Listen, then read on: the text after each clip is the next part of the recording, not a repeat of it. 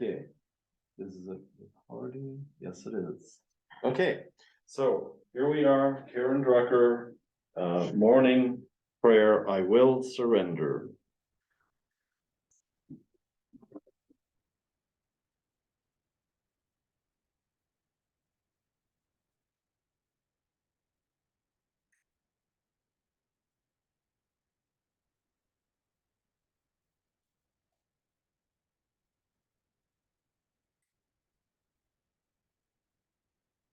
Will surrender to my greatest, highest good. Will release any fear that blocks my way.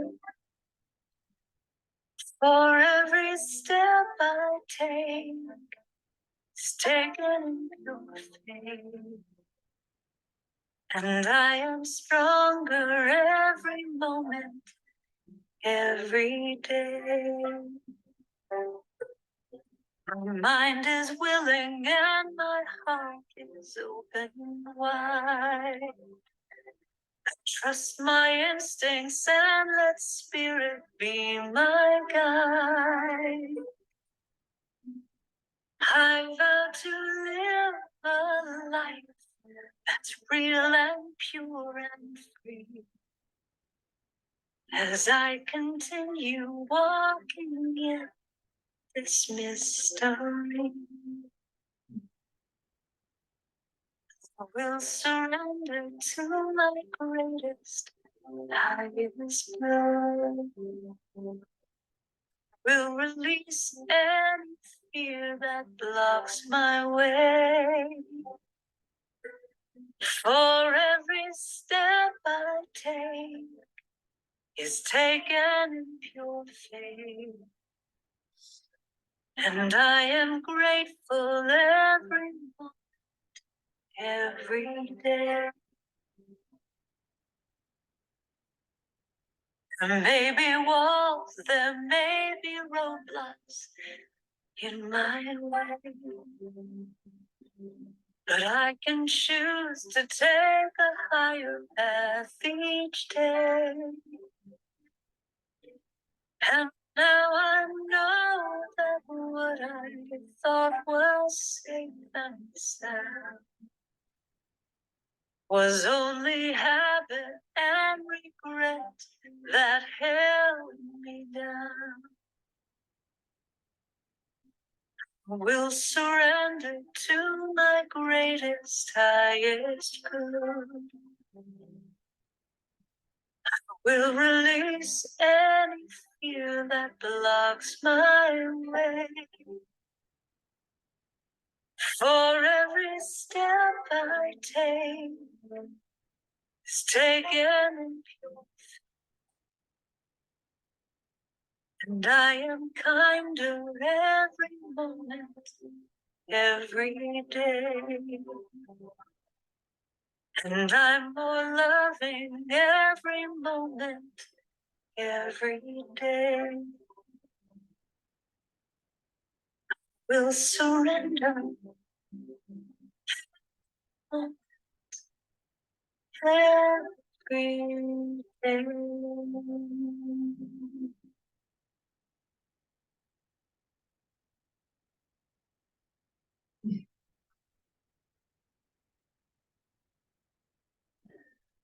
So that's our affirmation for today. Karen Drucker, Drucker. We sing a lot of our music here. I'm blessing the world. All right. He was here. She was here, yeah. Been here. She does women's retreats a lot, Mhm. and I know Kathy Lee has been Yeah. to one of her retreats. She is probably the number one New Thought singer-songwriter. I think if you ask people, who do you know, probably would say Karen Drucker.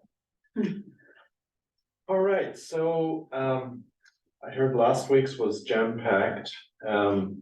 What, is there anything left over from last week? Any questions? Or any further thoughts or comments that you had afterwards? Define tactful. Packed What full. did you just say? It was jam? That was jam packed with a lot of good stuff, is what I was told. I told him how dynamic you guys were. Uh-huh. And then it carried through to your surface on Sunday. That's how it Mary, works. I think you should tell everyone about your experience that you had, that you were telling me about last week. What was About, that? about the, Me? no, Mary. Oh, I was like. She was- what? No, I really have a we senior. had- About the stones in England. Oh. Is that Because we were appropriate talking, here? huh? Is that appropriate here? Well, yeah, because it was related to what we were talking about last week. That's right, that's why it came up, right? So I was studying in England with my acupuncture people. And our supervisor was a ear, nose and throat doctor from San Francisco, turned 5-element acupuncture. I got laryngitis so bad. I went to see him and he goes, well. He said, you are not to talk or whisper. And our first patient ever was the following day that I had the interview. Only you, I know, I know. special. Not. So I'm not supposed to talk or whisper, so I wasn't gonna be able to do my interview, and there were 5 of us, and we rented a car, and we looked up like stone circles that were off the, you know, just not popular at all, so we drove and drove down this gravel road, nobody was there, and we're in this tiny, there are tiny stones around, we're standing there, and out of the bushes comes this woman, and comes right up to me. My other friends, and we're all walking around going, wow, yeah, this is in the ley line, look at this, magical. Came up to me and put her hands on my throat. And I looked down and she's got that, the Wiccan thing around her neck. Was like, I mean, I noted it. And she goes, there you go, something like that. And I didn't, you know, I'm just like, okay, who's this woman? How did she get here? Cause you can hear someone coming a mile away on a and nobody, no other cars were there. So we do our thing and get back in the car. And someone said, who is that woman, Mary? And I answered as clear as now, I have no idea. And everyone went, you're talking. What? So I went and saw, our supervisor afterwards and I go, hey, he goes, what happened to you? And I go, this witch appeared in the stone circle we were all at today. And he's like, well, you're clear to interview your first patient. Come on. It was amazing. Wow. Yeah, it's so cool. And everybody saw her? Everyone, the 5 of us, they all saw her, but they didn't have interactions with her. She came right up to me and put her hands on me. Then she just walked back into the woods. Right, we never saw her again, and there were no cars there. It was so amazing. We're all just sitting in the car. The whole trip was like that. We're all like, because we were in Glastonbury too, all these Yeah. things. Oh, happened. It was Anna. It was Hannah. Thank you, that's a great story. Oh, amazing. Thank you for I already forgot it again. How did that, I told a couple of people, you know. how did that relate to last week's? I wasn't Now- here.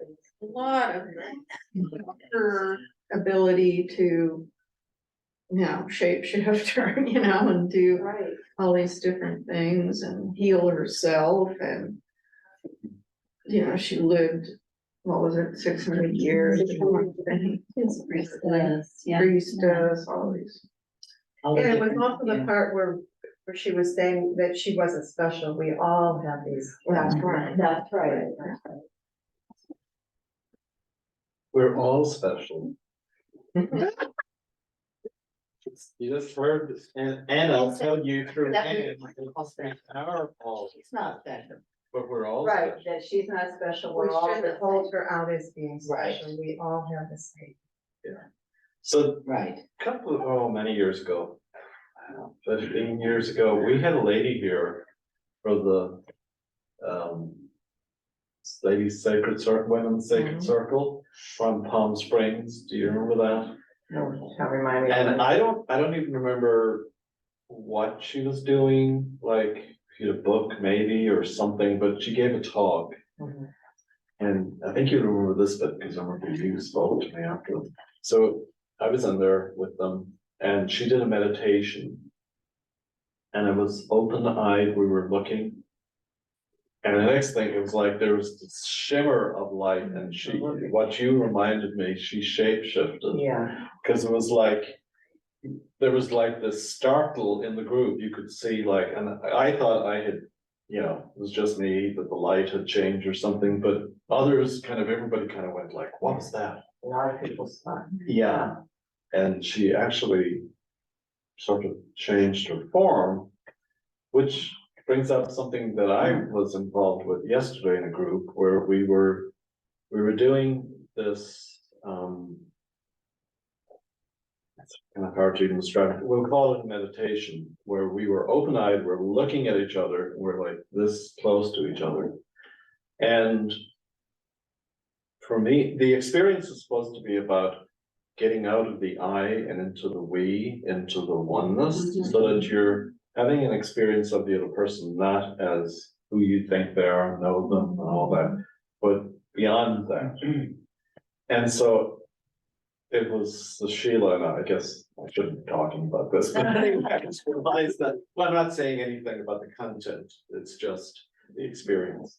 And so we're staring at each other, and then all of a sudden, Sheila's face just starts morphing. And it was like, 1 minute she was younger, and then the next minute she was like 100 years old, and her face just kept changing, and it was this going out of time and like the form, and it was just really what would you say, wonderful and weird, like at the same time. Did she say you changed also?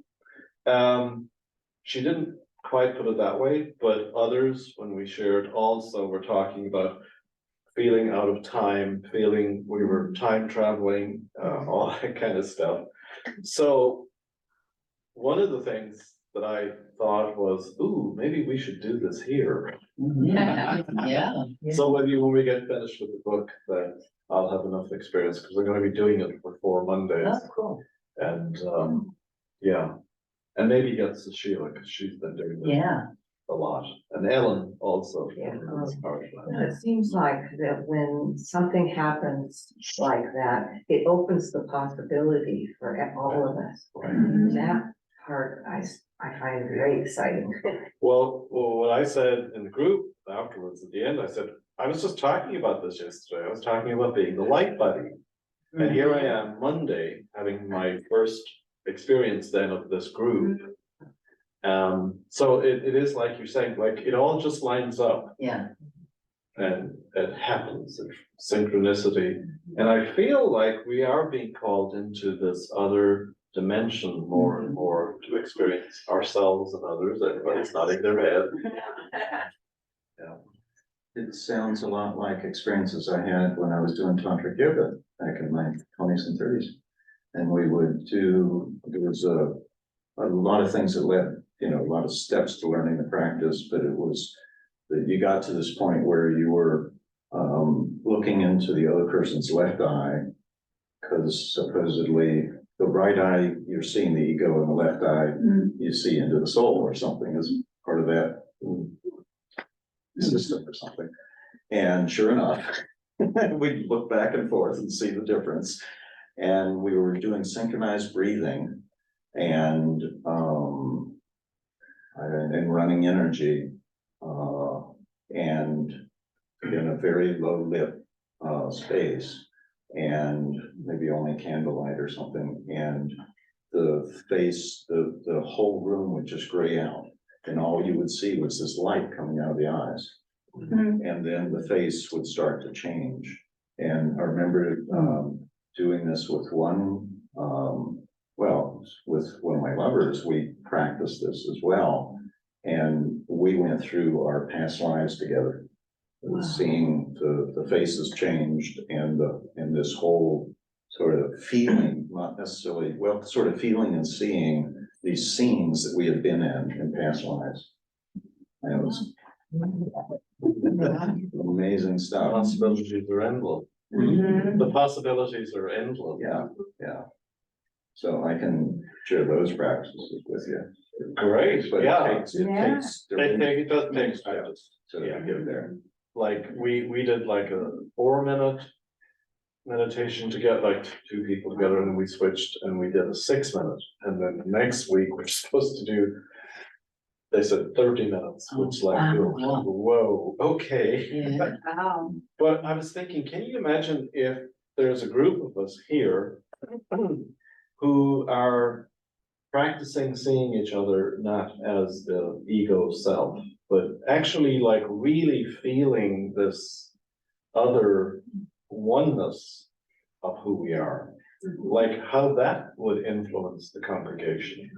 Mhm. I mean, that'd be really powerful. So, So a few years ago, I was sitting on my back deck and just sitting there, and I had a plant on the table. And all of a sudden I was just focused on the plant and looking at it. And all of a sudden things started changing, and I felt this strong connection to this plant, and I became that plant. I mean, I was still in body, you know, I was still sitting there, but I could see all the veins inside of the plant and, you know, the movement. And I think, and it was a beautiful experience. It was like, wow, you know, like I had never experienced anything like that. So it was, it kind of like, what's going on here? It's like being on an acid trip and not on acid, you know? And so, anyway, I think the reason I'm bringing it up is because you can start anywhere to do this type of thing, you know, and it's not just the connection with each other, but it's a connection with all. When we say we are all one, it includes a plant, you know, and so not to think, oh my gosh, just, you know, I'd love to do this, but I don't have the time, or, you know, I don't know if I'm ready for that. Just sit with a frickin' plant, you know? I'm serious though. I mean, you know, you're by yourself. There's no pressure, no, what if I can't do this, right? Or, you know what I mean? This, so. one of the things that I was doing a lot to enjoy was the play of light and remembering the play of light. So no matter what showed up, it was like, oh, this is the light, this is the light. So I went to my favorite place for breakfast, which is like literally on the beach in Waikiki. And this little guy shows up. Looking for a credit. Then a kind of a mourning dove came over and like right under the table, and then there was a third bird. So I had 3 experiences of birds, and then right after that, I walked by the banyan tree, and I thought, oh, the light as a banyan tree, and then like right there next to the hotel, I thought, and so I'm talking to them. Yes. Like, wow, thank you for showing up, like, you're beautiful. And so this was part of my experience. That's great. But it's all come out of the book, I think. And my word that I got when we did the White Stone ceremony was light, that this year is about being the light. Oh my God, that was my word. Okay. White light, white light. Wow. Wow. So, I've had experiences like that with plants also in Have that you? same time period when I was learning all this stuff. I was practicing receiving energy, and I was doing it with this big Boston fern. That was hanging up to the foot of my bed. And so I was just sending energy, and um. All of a sudden, there was like this wispy filaments or something. Along sort of in front of, behind, around the fronds, you know, so there was Yeah. a physical plant, and then there was this something else. Okay. It was like, was the data or the energy thing of the Okay. plant or something or other. And so I'm, oh, wow, okay. And then I just keep sending energy, and those fronds start lifting up like a cat arches its back, you know? And it's just and I'm looking around to see, are there any windows open, or is there wind? It's like, I'm totally not believing this, right? And I just keep doing it, and it just keeps arching up as if it's purring for me sending energy or Oh, something. wow. It changed my beliefs on what was possible. Yeah, Well, the plants give off, energy like a friend of mine has this little, I don't even know what it is, a little electrode thing, and she hooks it up to a speaker, and different plants sing different songs. I mean, they literally sing. so up to them and you can hear the plant singing. Yeah. I've heard of that, but I've never heard it. Yeah, That's cool. and they're That'd be really beautiful. I mean, she actually was here and did a little workshop. Not too many people came, but, yeah, it was great. I Yeah. can't remember what kind of a plant it is, some little, pothos or something, Right. Right. Yeah. That's cool. I'd like to experience hearing them sing, through one of those. And I have read about that.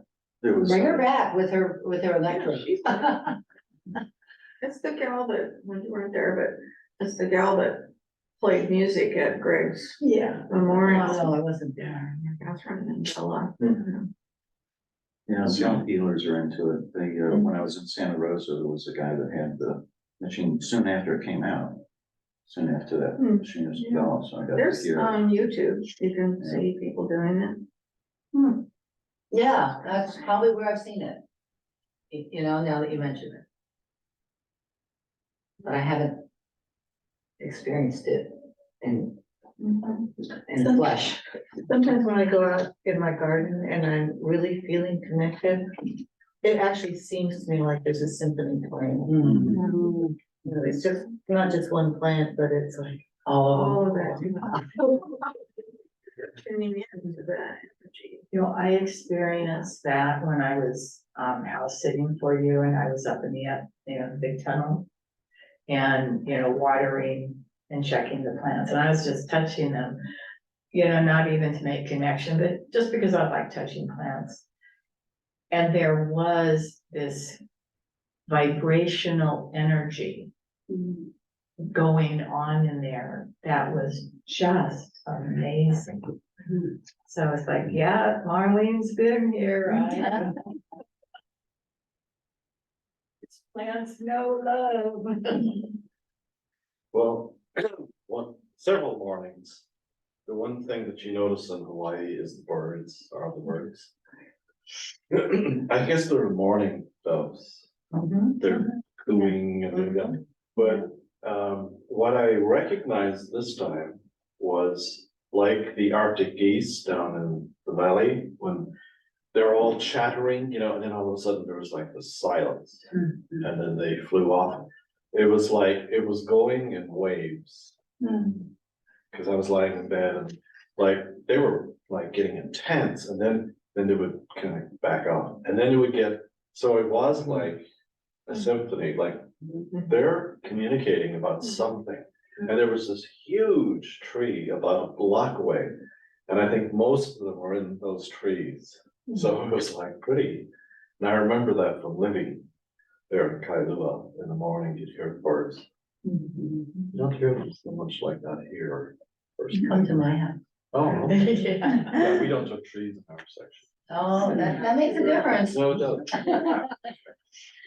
All right, so what, if there isn't anything else from last week, what do people wanna talk about this week? Moving on, I guess, to chapter 5, 6, 7.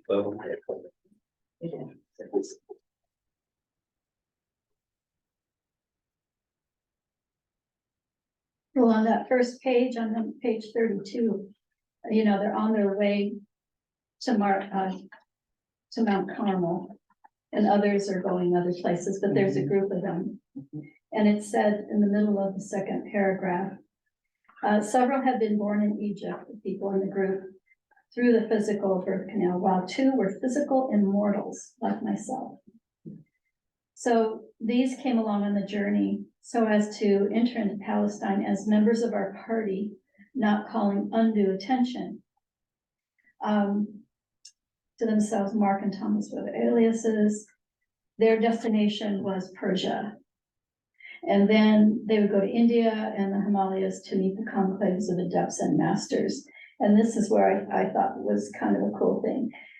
There they would deliver manuscripts, give reports, and receive instructions and materials to be brought back to the mystery schools along the way. All of us were adepts of a high order with specific work to do to prepare the way for the coming of the teacher of righteousness, he who was prophesied as the Messiah. So they're gathering the records, right? They're gathering the information, and it goes on there.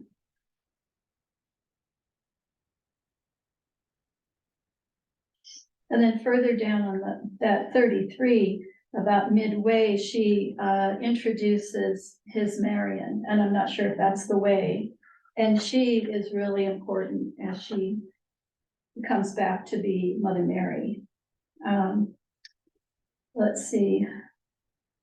Oh, okay, she talks about the remnant of my family, many of whom had taken initiation and become adept in the mysteries, would remain in Alexandria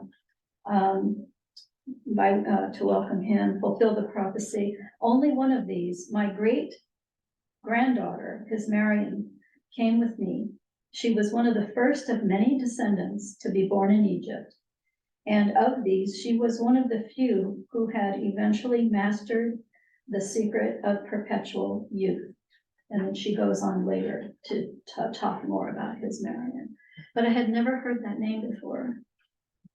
So I looked it up, but I haven't had a chance to read it. But there is information on the internet about his Marian. So I have to move it. It's just interesting. What are you doing? Then you looked it up, Yeah. yeah. Why not, you know? Yeah. Got this like, we've got Alexandria on our phone, you know? It's amazing, some of this esoteric stuff that's on there. So anyway, I thought that was important to the story, you know, of what is unfolding later on. Isn't she the one, well, no, I didn't mark it, I guess, in the next page, where she is the one who becomes Mary. Yes. She Yeah. changes and whatever and becomes the one that's born as Mary. And they talk more about this. Yeah. Her and Anna have a very close relationship, as they have for many, many lifetimes. They've been together, and they've agreed that Mary shall come through her, and they've done a lot of work to keep, you know, make this happen. So it's really interesting later on what she talks about. To me, that's the meat of it, you know. And, the way it's said in the, you mentioned looking it up in the back, she later reincarnated as Mariana, the mother of Ishmael. So I'm sort of curious about all these multiple lives and trying to sort of figure it out, because sometimes they say they reincarnate, sometimes they take on somebody else's form, and so it's giving me the impression that they may not be talking about being in the same body for 500 years, but they're doing what I would call conscious reincarnation. They're aware that they are of their past lives, and they're, you know, step 4. They're taking on the next part of that spirit or soul's life story or soul mission or something. Is that what you're, anyone else getting? No, if you go down to 37, it talks about exactly what you're talking about. It's the second from the last paragraph. Remember, my friend, because I knew the way of cellular regeneration, I continued to extend my physical expression for quite some time. Every month, I expanded my consciousness into my subtle light bodies. In doing so, I activated the Grail or Christ codes within my physical body. Yeah, So she talks about She's everything. extending her life. She's not reincarnating, as far as I'm reading. My understanding anyway is that she's not. Right. And throughout, she specifies where she is in these different time periods and what she's doing during these different time periods. So I take it that she was actually there. But there was, way back in the beginning, there was one, that first transformation, it sounded like she was a walk-in with somebody. She was. She was. Yeah. Okay, so Yeah, if you she did was do that, walking. Yes, that was Hannah. Yeah. Right, right. that was, Hannah was her name. Hannah was tortured and was pregnant and died. Right, I right. mean, it was a horrible existence for her, and Anna did come in. But there were more experiences before this started, you know. I mean, they probably had other lives together before. The record of it. So to me, the difference in reincarnation and what she's expressing to us here is that, and I don't know, I'm just saying, this is to me, in reincarnation, we do actually leave these bodies and decide to take on another body at some point in time. So we don't stay on Earth, in other words, you know, we don't stay in physical form. Whereas what she's describing is staying in physical form. So that's the difference to me. And I just thought I'd throw that out there. Yeah, and later on in the, it's either this one, oh, it must be his Marian's Ascension in chapter 7, that is a page away, where his Marian actually takes the body with her. She actually, Yeah, she does that, yeah, she takes the body to the next realm. the physical body, not the Yes. light body. No, Physical she body. tries to extend her physical body into the light realms. Cool. Yeah. All right. So Where's just that? for historical record, Mary, when she was in Ephesus with John the Apostle lived to be, I think, 100 or 96 or something.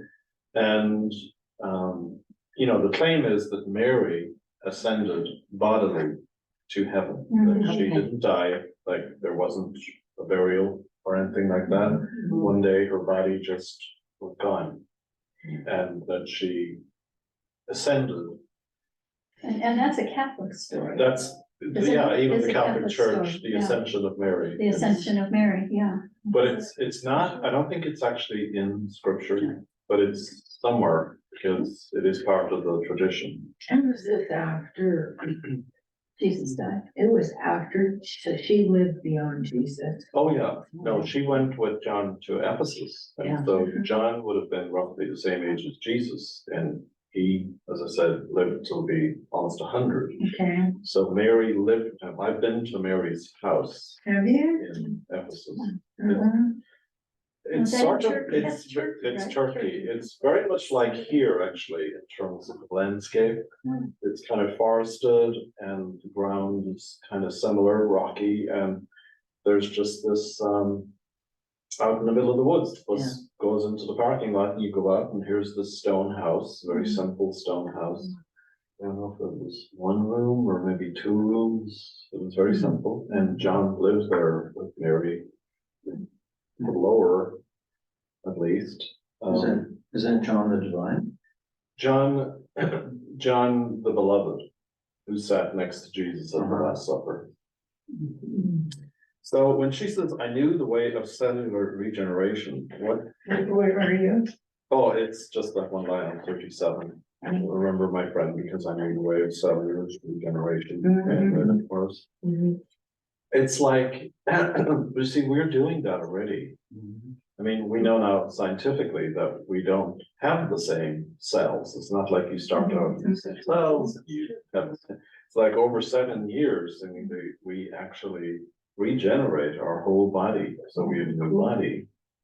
And we have a new body actually in every minute, because some of the cells have been regenerated, but we're not conscious of it. So I think in one sense, what she's mastering is this innate ability that we have, that we're using anyway. And so like on Sunday, when I was talking about being the light body, that once we consciously become aware of that,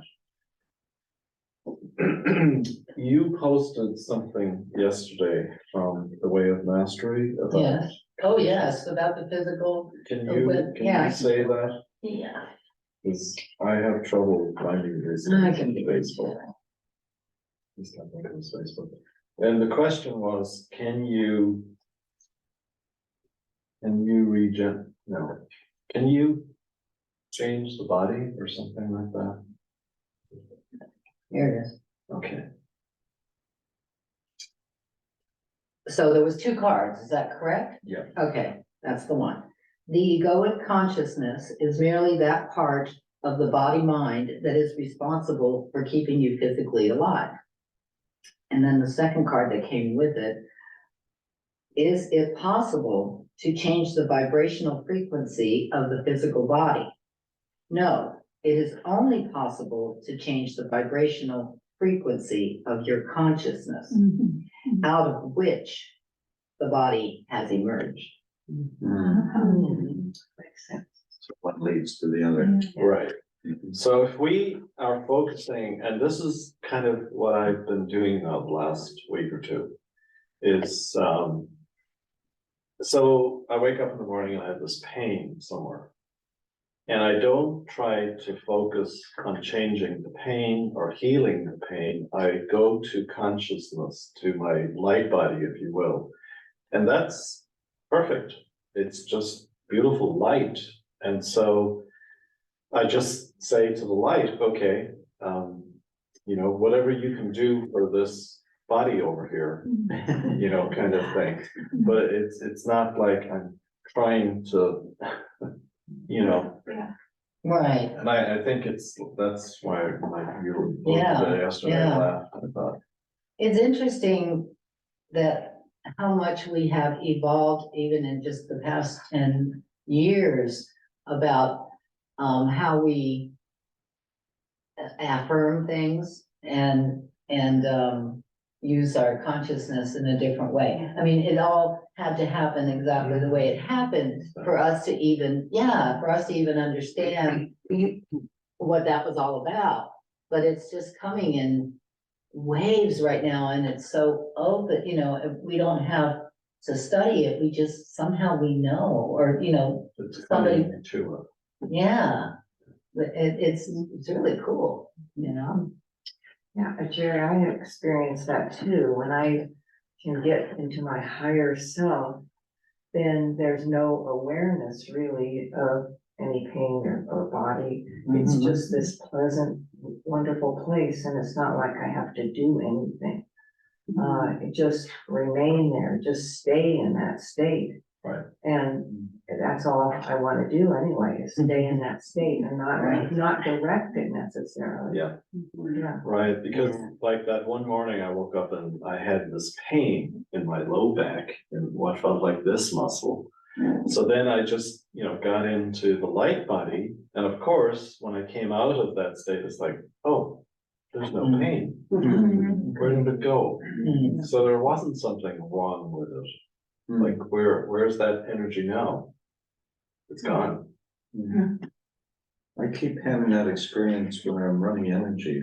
I'm either teaching or working with plants in the garden or doing a consultation or something. And I'm in it, and those are the times when I'm most high. Doing what I love doing, completely being me, and I'm really in the present moment. And there's just all this energy running through me, and from source. And there's been so many times where I have a cold, and I don't get rid of it before the class, and I go and teach anyway. Okay, well, I don't want to cancel this, I'm gonna go. the cold is gone the entire time I'm teaching. Mhm. Sometimes it comes back afterwards, after I sort of drop running all that energy. But it just always amazes me that, you know, that's all it takes. It's Yeah. just, you know, open up the fire hydrant and let it flow, and it just, I don't know where the stuff goes, it's just not there. Like even on a Sunday morning, sometimes I'll be at home, and I'll be like, oh, you know, I have no energy there, and I have to drag myself here and then, you know, you're up there and it's like, wow, you know, and then when it's over, you're like, and it's like, okay, so who's doing that? Like, Yeah, yeah. am I? It's adrenaline. Yeah, like, but part of me is upping, obviously, well, you upped your game, like, or something, you know, but what you're doing is you are connecting with your higher consciousness. That's it. And then, like, there is that moment when you let it go, like, you said, oh, thank God, that's over. Okay. But what are you doing? It's like, why can't I think of Right. the remainder of Sunday at the same level? And I've even thought about that like Monday morning sometimes. Well, what if I had a service right now? What would I be thinking, and where would my energy be? So there is an conscious thing going on there. Well, we are still utilizing these bodies as vehicles, and so, you know, we do need to rest them. And so I think, like, your experiences, you know, it just makes sense that, okay, it's not that your higher self left, or, you know, you weren't in touch with it anymore. Your higher self is saying, rest the body, rest the vehicle, so that you can do it again, you know, and again and again. So I don't know. Put gas on. Yeah, you know, Really it's just all You important. know, just habit to Yeah, expectation. that it won't last, right? I'm gonna be tired, or, you know, or I'm Or gonna it's be. Monday morning, Yeah, that's- you know? yeah. I don't like Mondays, you know, the sun. Yeah, It's like there is that patterning, there is. expectation. You know, it's almost like we have a thought, we can't be on 60 miles an hour all the time. But, and it's true, yes, we have to rest, but I don't know, I think I somehow believe that after I'm teaching, then I'd stop running all that energy, but why not keep it going? You know, Um, that idea is in the collective consciousness, that, you know, somehow we have to figure out how to overcome that. So show me how to see this differently. Well, she says on page 38 in the final paragraph, in the pages yet to come, I shall share more fully the design of immortality and those rites of passage that facilitate consciousness to awaken to the matrices of the physical and subtle bodies to receive ever expanding cosmic energy. Yes. So it's kind of like saying, there's a way to do this, and, you know, she's gonna share it. The paragraph might have done that too, Jared. It starts on the bottom of 37, but Go ahead. Go ahead. Or, no, I don't know. Where are you? it says records have been unearthed, and those yet to be found shall testify to the truth of my words describing my longevity. Yet believe according to your capacity, my friend, for I tell you that what I have done, you may also do, and even more may you do in your day. So it is that I have come forward through these pages to bring the glad tidings of life everlasting, regardless of how long the soul is housed within the physical body. Thus, I invite you to partake of my words as though they were food and drink, allowing the essence of my words to stir the holy grail within you, so that you may fulfill your soul's destiny. So she mentions the Holy Grail, that's, I don't know if she's mentioned it before. Yes, Yes. yes. Is that what we discussed now, or? No, Yeah. So I guess what she's saying here is that we are the cup, that the Grail is the cup, right? It says in the back, Oh, it does tell okay, you. Holy Grail. Yeah, 220, or 292. Uh-huh. All right, you're up again. If you point out something, you get the share. Oh, thanks, Jerry. Grail, the immaculate, eternal container of consciousness that holds and preserves coherent patterns of cosmic intelligence as light, sound, color, and sacred geometry. It is also the void that perfectly births, sustains, and mirrors Creator in all creation. It is an aspect and function of the Divine Mother as her womb matrix from which the Holy Child is born. The Christ is risen. Matter is spiritualized. Yeshua's communal cup was a symbol for this greater cosmic Holy Grail. There's a whole bunch of. I don't even know if I got all that, if I can understand. Well, there's a whole bunch of it. I mean, you Yeah. have to sort of take it apart. I think so. Patterns of cosmic intelligence as light, cosmic intelligence, that alone is like, think about it, right? As light, sound, color, and sacred geometry. It's like astronomy. And then if you look up above, the second thing down is the Grail Ascension codes. Subatomic patterns of light in the DNA Yeah. that come directly from Creator Source, ensuring the ascending evolution of all of its emanations. Wow. So again, back to To the DNA. Barbara Max Hubbard, Yeah. who talked about the subatomic patterns of Mm, whatever in our DNA. That the earth is ascending. There's an earth energy that's ascending, and then there's our energy attached to the earth, that the earth is kind of like pulling us out. We are ascending. So there's two things. Were you gonna say something, Les? No? Okay. The one paragraph I'd like to go back to is on page 34. So it's the second full paragraph. So she'd just been talking about below us.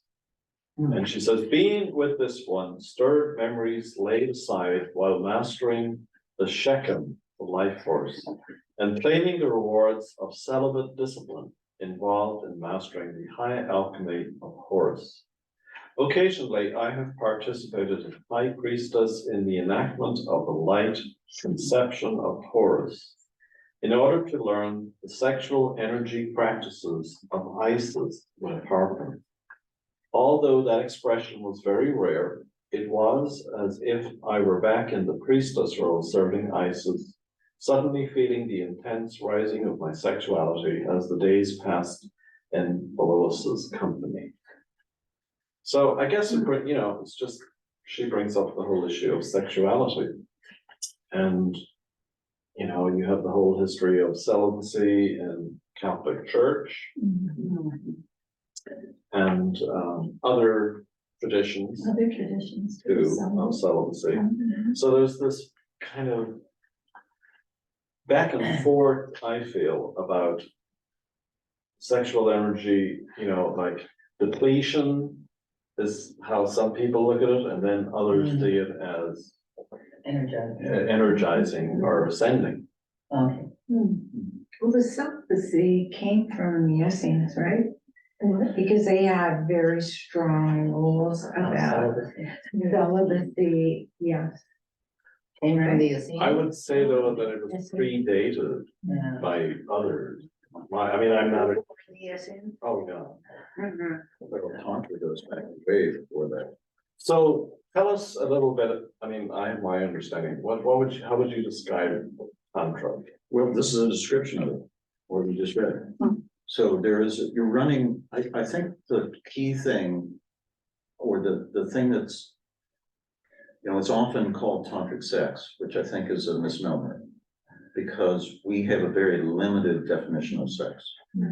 Sex is physical intercourse, and what tantra is an energetic, it's more like your energy bodies are interacting with each other and they're merging. And so and that's where, like that story I told with my lover back in the 70s, that we went through this series of past life recalls. We were there was a moment where my consciousness passed into his body and I was looking out his eyes at myself. And he was doing the same. And then that was one thing that happened. And none of this is with any sexual arousal, any physical arousal. This is energy communing through energy. And there's also an experience where after that merging, you feel that, well, as a part of that merging, you feel that there was a third entity. And we were partly practicing Hawaiian stuff, and there's the Onakua, the high self, is created as you do this, dropping the barriers between you and becoming one being, and then you feel this other presence around you that you're a part of that is a third being, and it's part of the Hawaiian shamanic traditions and stuff. So that's what they mean in here by sexual energy.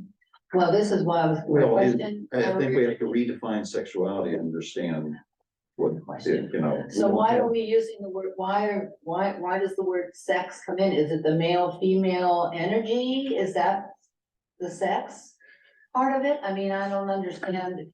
So I mean, what you just explained. How did that become a sexual experience? I mean, why is it tantric sex? Why, I guess that's my yeah, question. so how I came to understanding that was all these creation stories that I was studying that were the ancient cultures, creation stories, and they all describe the world being created as a sexual act. Okay, yes, But okay, it's a sexual act, Got it. for instance, the Ouroboros, who has male and female genitalia, Mhm. is swallowing its own tail and is one to represent, it's just a state of oneness. Right?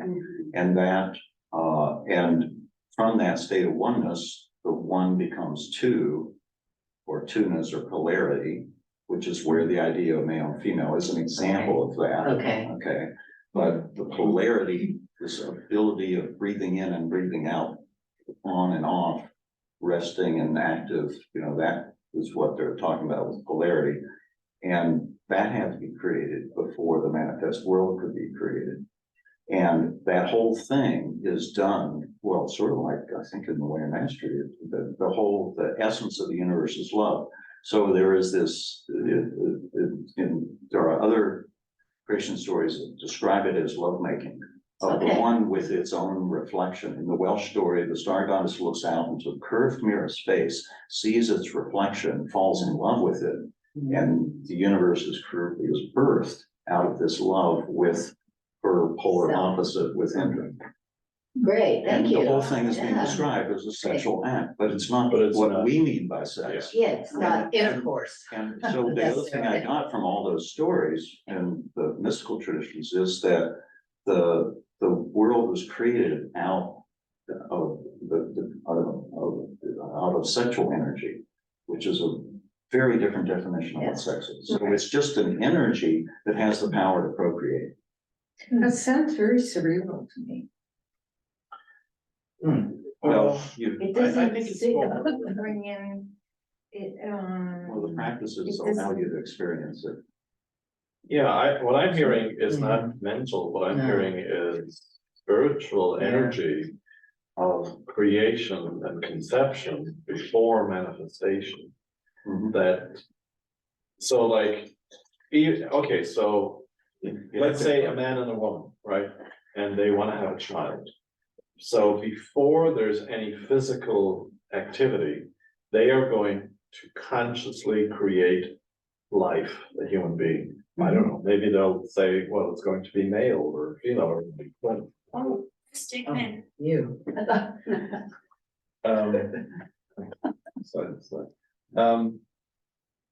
So that the emphasis is on the spiritual energy of the two coming together to create. Now, that's like a very, what would you say, ham hock example of it, but well, I mean, for many years back, and then I go back to my readings on the Essenes, the only reason that you had sex was to procreate. I mean, that was part of their religion. is that they didn't allow, part of their culture, as I understand it, is they didn't allow for sexual pleasure beyond procreation. Right, but often, and this is what I'm just thinking now about celibacy in the Catholic Church, is that it's presented. It's presented in a negative way. Abstain from sex because it's bad, or it's depleting your spiritual energy. Okay, And I'm thinking, so that's what we got. But where were the practices to develop our Exactly, otherwise. tantric, spiritual creativity? Well, there wasn't any of that. You know, so it strikes me that perhaps, I don't know enough about the Essenes to be able to say where it was in that negative vein. well, it wasn't negative, it was just it was just the way it was. I mean, it's not necessarily negative, it was there. But why would you not have sex if it's such a beautiful expression, it's such a big part of your life? There was some thinking there to say, we're not doing that, why? And I don't know what the answer I is. think it's to develop a higher level of creativity, of manifesting intention out of just putting your attention and energy and passion into your manifestation. So on page 295, Which, by the way, is what the Holy Grail is all about. That's part of the mystical practice of merging heaven and earth. And which doesn't mean sky and land, but heaven represents in the mystical traditions, that word means the infinite realm of pure possibility. And the earth represents the world of manifestations, which is finite stuff. So you have infinite and finite. You join those two together, and the Holy Grail mystery is the fact that is the teaching that the only place you can do that is in your heart, in the heart of compassion. And the geometry there is part of that also, that the heart chakra is halfway between the root and the crown. The crown represents heaven and the root represents earth. And the halfway in between is the place where you can join those two. And which is, I've been saying my theme song the last couple of years from Way of Mastery has been accept and allow. That's the state of the heart chakra open in the state of compassion, accepting everything, accepting yourself and everything just as it is, not trying to change everything. And the mystical traditions say that's the state of consciousness, the only state of consciousness where you can do this merging, having one part of your consciousness in the infinite and one in the finite. And that allows you to manifest anything you put your attention on. So it sure makes me feel better about all the promiscuity that I practice. Because, well, like, I was just searching for that, the divine sexual energy. And I, when I say that, I'm actually serious. I mean, look what happened in the 60s and 70s, okay? We had all this free love, everybody was sleeping with everybody, there was communes, I mean, all of that, right? Why? I just got a hit that it's because they were searching for something that was innately divine in them that was taken away from them by, organized, powerful religions and whatever. And they're like, no, we're gonna find it. But they didn't really necessarily know how to find it, but they were having fun doing it. Me too, Anyway. So I know the lighter side. What was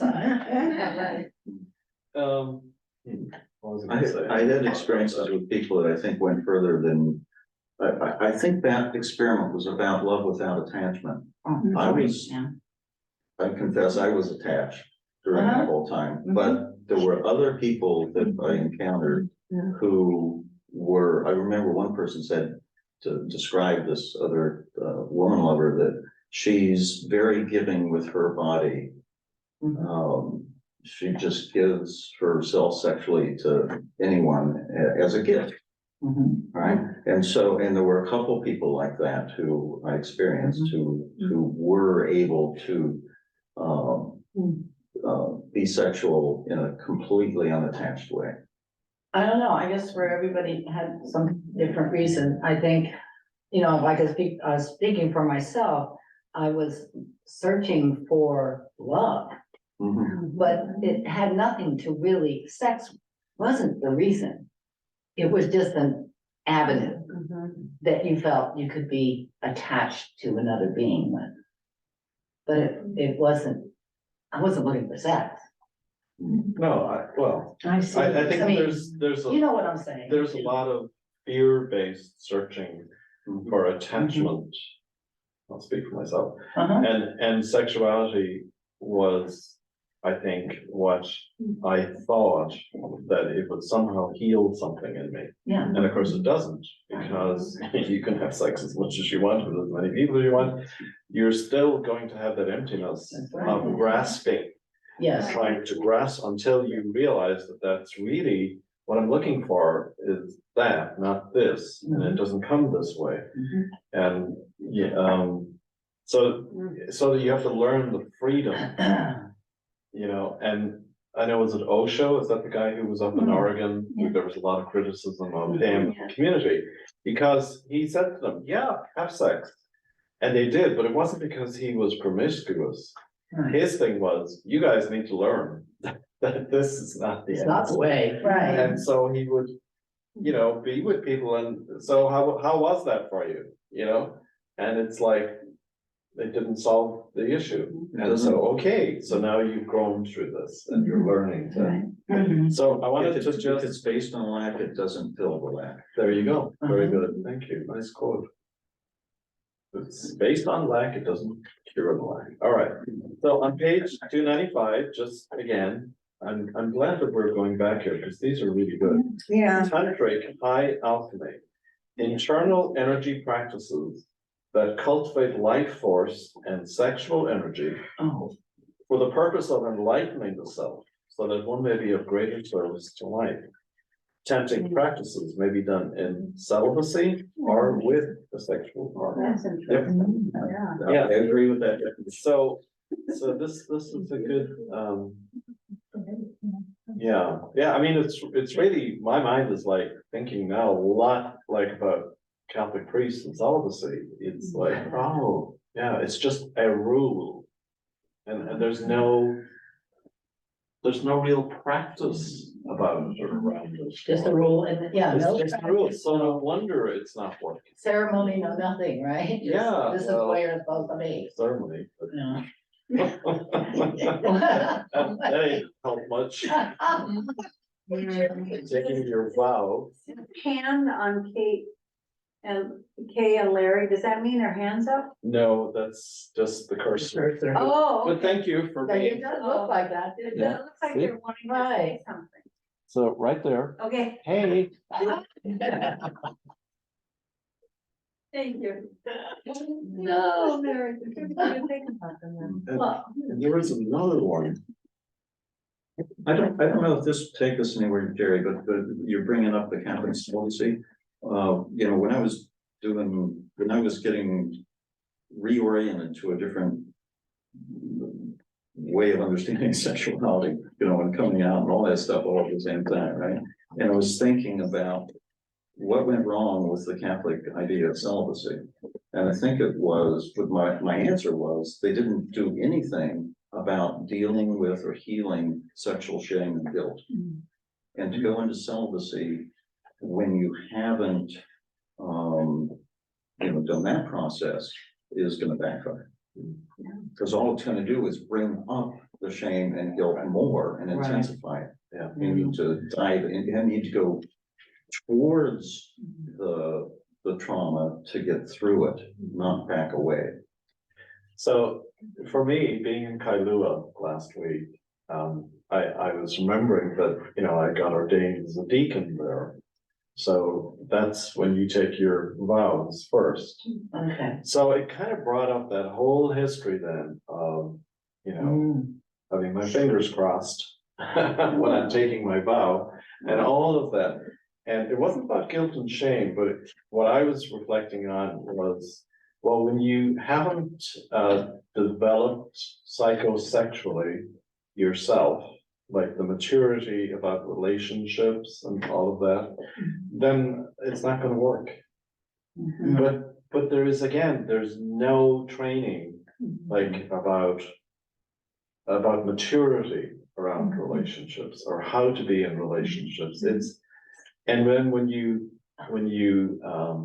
set that as a law for someone, say, not necessarily me, because I wasn't thinking this way, but there are boys who go off to seminary, junior seminary, when they're 12, and if their whole thing is, I'm going to be a priest, and oh, I must be non-sexual, because that's what it means. Right.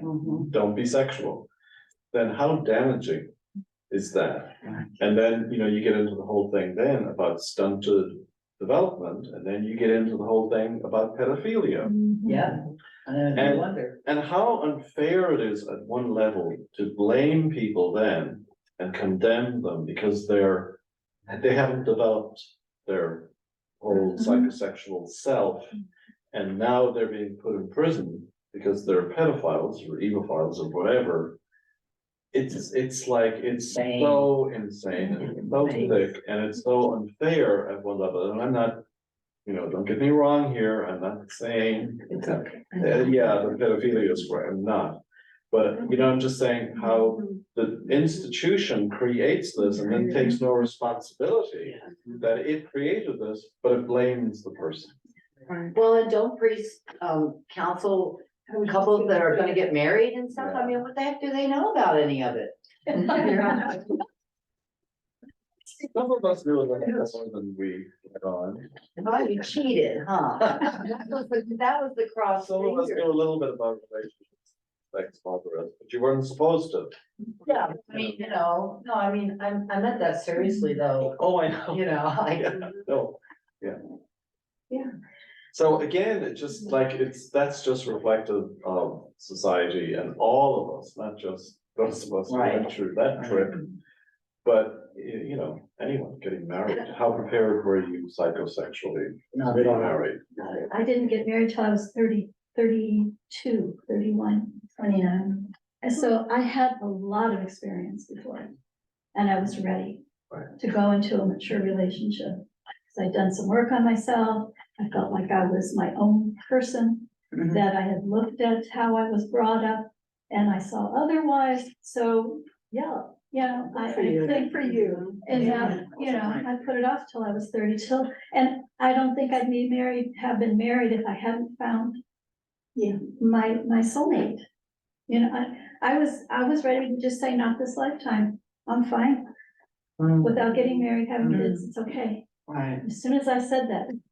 Then you let that go, right? Yeah. That release that. Within like a week or two. Right. So, yeah, it just all kind of unfolded from there. Well, So, and there's another thing then too, obviously, about honesty, which was told, that was another piece for me, being authentic, being honest, being yourself. And I mean, I left, the Catholic priesthood on the 31st of December, 2000. And I met Dennis on the 24th of February, Yeah. 2 months later. Wow. It's like, trust me, I had been looking and searching and, you know, with desperation for a partner. And it was like, of course it didn't happen, because it wasn't within the context of honesty and authenticity. And as soon as I said, I'm done with this game, I'm going to be honest and I'm going to leave, because I don't want to play this game anymore. And then, boom. I get it. Amazing.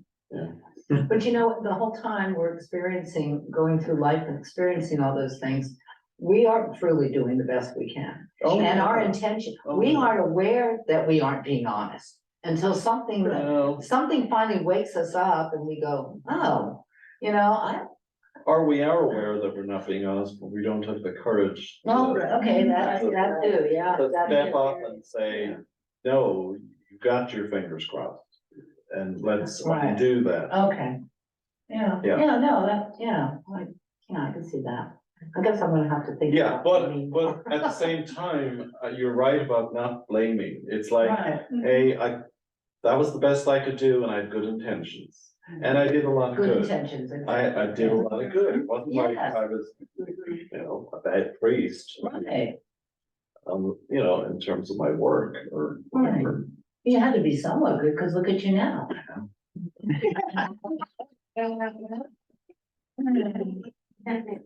I didn't realize it was this recent, 22 years. Oh my goodness, Oh, yeah. you rock. Kind of. Well, when I came home, I pulled up the photographs of my ordination. Oh, my God. I was 28. I looked at the photographs, it's like, Oh, you were 28 when you were baby, ordained? knew nothing. It's like, yeah, 28 when I got ordained. Interesting. I was 28 when I first got If married. you can see that. Oh, I gotta see it, yes. Oh, my You were God. 28 when what? When I got ordained. Gosh, I know, that's look, you. that's me. Pass it around. That's what I will. Send it to me though, so I can look at it some more, because you look like a different person. No, I don't think. so. Just put it in the newsletter. Bit. I wasn't talking about useful love. I was talking about there's something different. Oh, wow. I didn't mean it, the way you took it. I No, no.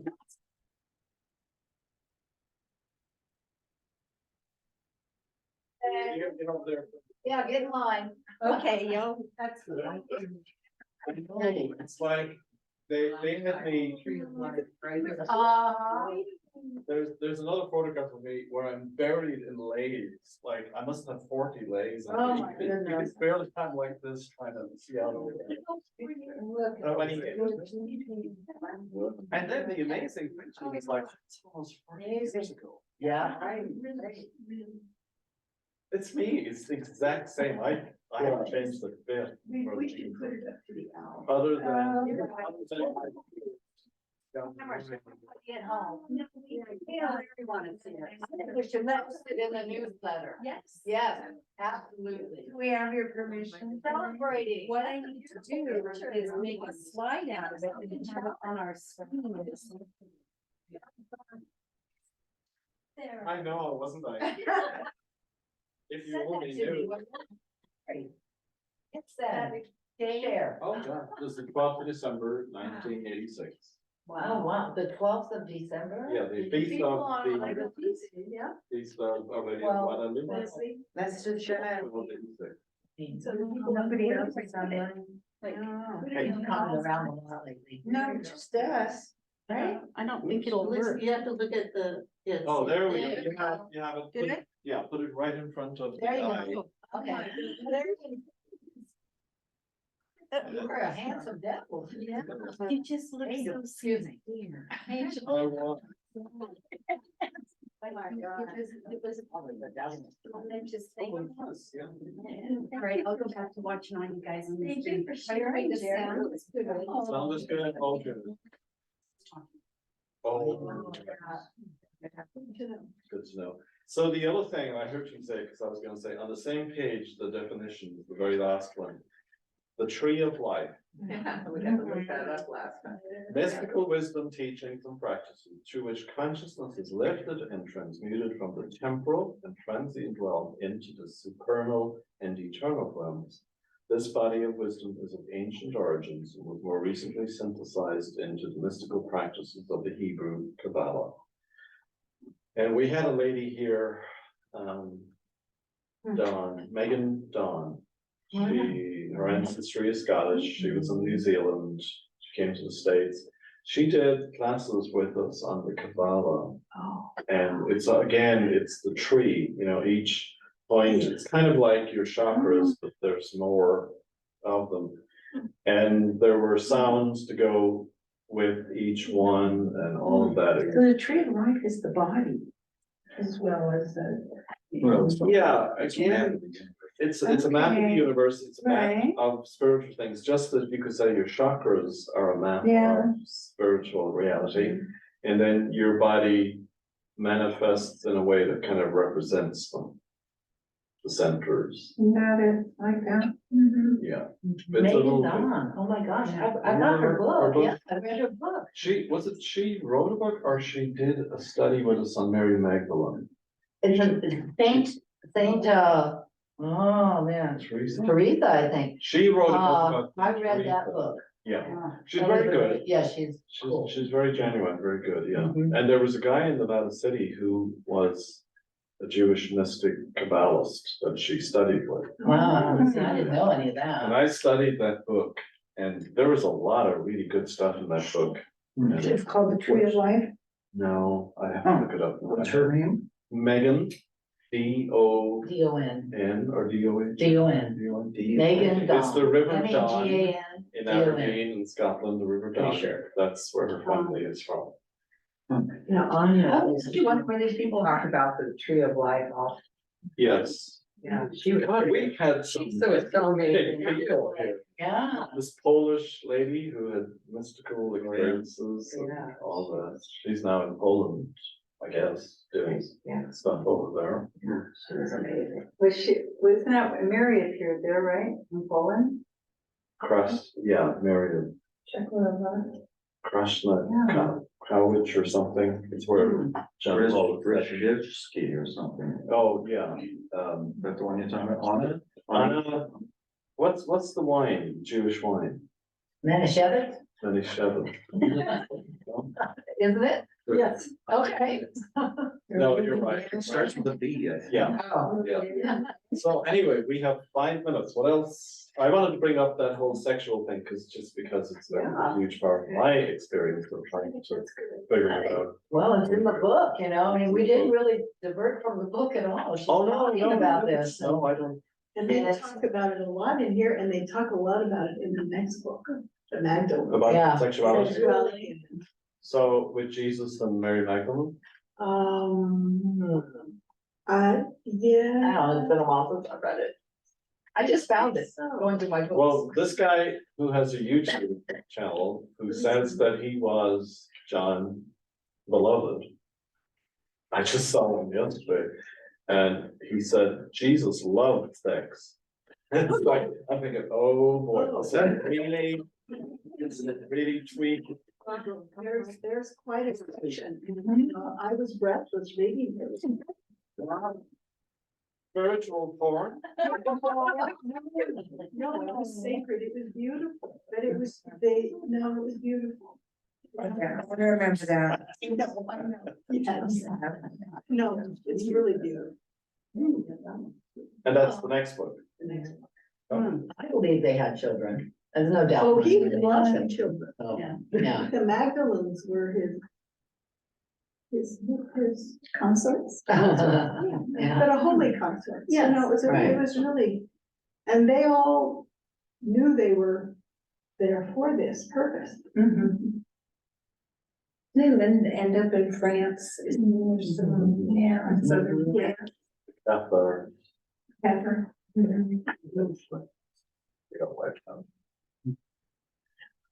Well, I just wanted to, I know we don't have any time left, but I think that there's, you know how you find a page and it's just stuffed full of stuff. Yes. So, page 39, if people could we basically not pass over this. Just, like this, his Marian, who Mhm. becomes, it says in the second paragraph, she had been prepared by the brother sisterhood to teach and exemplify virgin birth, physical immortality in ancient Lemuria. Mhm. She had graduated from this mystery school, and in more recent times, this is so interesting, she had incarnated as Tyre, the daughter of Joseph the Israelite, who was sold into Egypt. Although her identity had been concealed in your Bible, Tyre became a queen of Amenhotep. Queen Tyre further merged the royal bloodlines of Egypt and those of the ancient Hebrews by giving birth to a number of children, including Amenhotep, who took the name Akhenaten. I mean, Yeah, I know this. wow, that is just, to me, that's a mind blow. Yes. It's a mind blow that there is that connection. Yes. Queen Tyre was known for her ability to synthesize the Egyptian pantheon of gods and goddesses under the umbrella of one god. Yeah. Wow, this is Mary, her incarnation. Thus it was that through his mother's influence, Akhenaten brought forth monotheism to the resistant Egyptian priesthood. Is this pre-Abraham? No, I think this is after Abraham. Anyway, now down further, it says, now of his Marian, she carried the energy that was later destined to come forth once again in a fully representation of what you term the Divine Mother. So anyway, to me, it's like, you see her lineage. Oh gosh, what an ascended being. And we all have this lineage, you guys. Yeah. I mean, They're all connected. Yeah, and even Wow. the way of mastery, you know, I love that about the way of mastery where it's the lineage. You are of the lineage of Yes. Jesus. So this is also our lineage of Anon and whoever predated. absolutely. So you're talking about your ancestors. We're basically reading about our ancestors right now. And our spiritual. Spiritual, Well, what are we but spirits? Well, well. I mean, our lineage same- goes. we tend to think of Oh, you like, physical and Yeah. geology. Yeah. oh, well, So the same energy, again, bringing back to energy and spirit is being offered to us. Because it is our heritage, our inheritance. inheritance, yeah. Yeah. And destiny. Wow, that was good. Yeah. Oh, you know what? If you want to stay, if you don't, that's fine. I would love to read the letter. I've read it for some of you already, but another group. Yesterday, Pat Lynn Kyle sent out an email. Yeah. Pat Lynn Kyle. So a couple of months ago, Pat an email. She had a heart attack, and I think she may have even had a second heart attack. And again, I'm reading this because not like whatever, because it fits in. It says, "This is a note to tell you how incredibly grateful I am for all your love, prayers, and concern for me. David has been giving loving updates about me, but today it is my turn as I have news of a miraculous level. David told you about my process of working with both being in the moment and expanding my field of awareness to eliminate the 3 heart symptoms, particularly the nausea-like feeling. There were several times that I knew I was close to dying. After learning to keep my conscious awareness steady in a state of expansion, I could feel all the heart symptoms subside. After practicing for several weeks to stay in expansion, I shifted fundamentally, and I simply continued to be in this expanded state. Day by day, my physical energy and resilience increased, and I had an inner sense of normality in my body. My other feeling was that with all your love, support, prayers, and positive concern for me, my heart condition was healed. At this point, I wanted to talk with my doctor about having tests on my heart. I agreed with my doctor on a set of heart tests to determine my current heart condition. I sat with her last week to go over the medical reports with me. After going over all the reports, all she could say was, "I'm amazed. I am amazed. I know you had a significant heart attack. I told you that by doing nothing for your heart, you would probably have a heart attack and die sooner than later. Now your heart is functioning normally." Wow. One of you said to me earlier on in this journey, "I think you're going to have a miracle." When I shared my experience with my son, he summarized the situation nicely in a text to me. A big heart attack and then no markers of it remaining. Incredible. The power of healing through deep intention and spiritual practice and prayers of many people. Amazing. I imagine many of you have heard of Lynn McTaggart's and her book, The Power of 8. Lynn's research shows how groups with intentions can heal and create changes in people's lives. Well, you all sure did that for me. And you know, we've all been praying for her every Sunday for David, but others too in groups, whatever. What I know now from this journey is that meditation is one of the important keys to preparing one for both dying and for healing. It is a gift. I realized that I now have a sense of the qualities of what the other side of existence is like. Most of us have never been taught about the after death, and most are frightened about where we're going. I've learned that what we do in our life now to develop certain inner qualities will impact our lives now, as well as what the next step in our evolution will be. Maybe the reason I'm back is to share what I have experienced and learned. I'm so grateful to all of you that I've had this time to begin to learn how to die consciously and live in a new state of peace. I wish the same for all of you. And then there's an additional note from David. To each of you, I can't thank you enough for the support you've given me. Pat's journey was deeply interwoven into my own journey of releasing, opening, and receiving so much as I traveled this journey with her. There were over 100 people on the update list, email list. The constant support, love, and focused attention on her were amazing. There were times when the energy coming out our way made our hearts glow. Thank you. Blessings and love to each of you. Wow. It feels like she opened the door for all of us. My hope is that she will be strong enough to come back and do either a group session or a Sunday session to really share about it. All right, thank you all. Thank you.